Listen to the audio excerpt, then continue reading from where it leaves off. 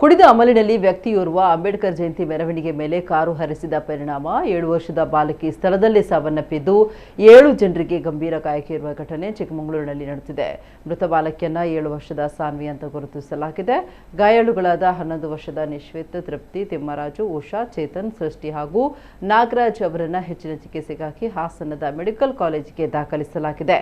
ಅಪಘಾತ ಸಂಭವಿಸ್ತಾ ಇದ್ದಂತೆಯೇ ರೊಚ್ಚಿಗೆದ್ದ ಸ್ಥಳೀಯರು ಕಾರ್ ಚಾಲಕ ಸುಧಾಕರ್ನನ್ನ ಹಿಡಿದು ಹೆಗ್ಗಾಮುಗ್ಗ ಕಾರಿನ ಗಾಜುಗಳನ್ನು ಪುಡಿ ಮಾಡಿದ್ದಾರೆ.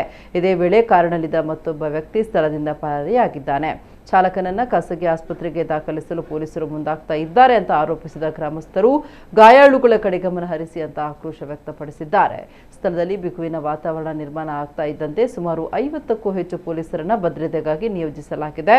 ಎಎಸ್ಪಿ ಜಯಕುಮಾರ್ ಅವರು ಆಸ್ಪತ್ರೆಗೆ ಭೇಟಿ ನೀಡಿ ಮೃತ ಬಾಲಕಿಯ ಪೋಷಕರ ಜೊತೆ ಮಾತುಕತೆ ನಡೆಸಿದ್ದಾರೆ.